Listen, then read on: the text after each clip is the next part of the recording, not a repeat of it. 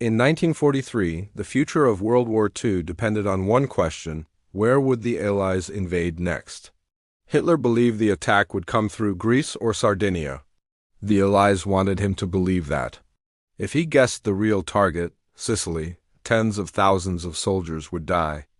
To protect the invasion, British intelligence came up with one of the most daring deception plans in military history. It would rely not on secret codes or complex technology, but on a single dead body carrying a set of false documents. This operation would be remembered as the man who never was.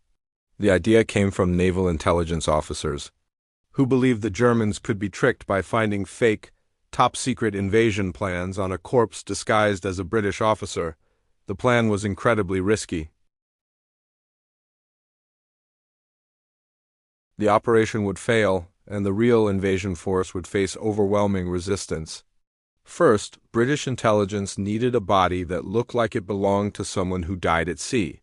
They eventually found one, a man who had recently passed away in London. His identity was kept secret for decades. To the world, he became Major William Martin, a completely fictional Royal Marine. Creating this false officer required meticulous detail. The British crafted an entire life for him.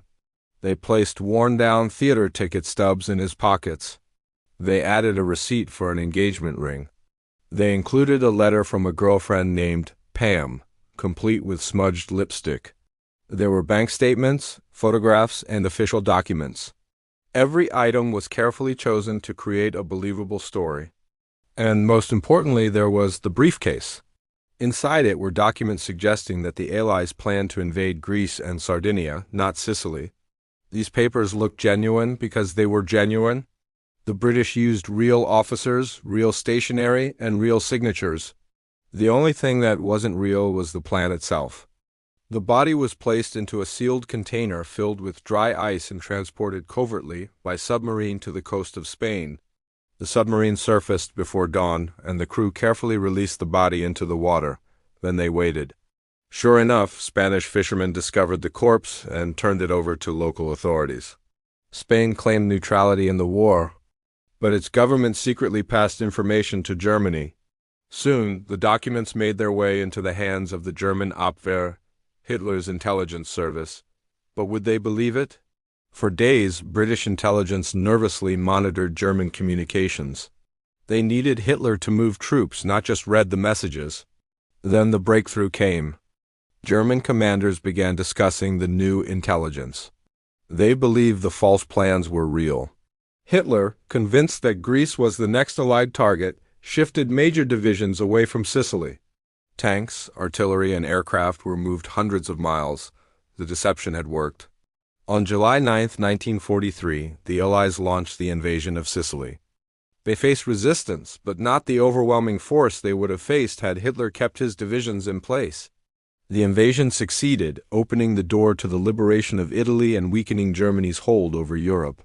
Back in Britain, the intelligence officers who created the deception quietly celebrated. Their plan had changed the course of the war, yet they could never discuss it.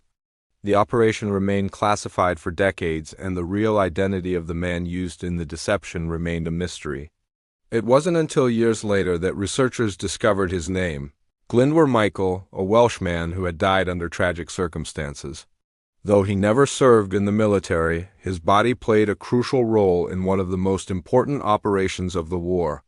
Today, he is honored with a grave in Spain that reads, Glyndwr Michael served as Major William Martin, R.M. The man who never was remains one of the greatest examples of military deception in history. It is a story of creativity, risk, and psychological warfare, proof that sometimes the most powerful weapon in war is not a bomb or a gun, but a carefully crafted lie.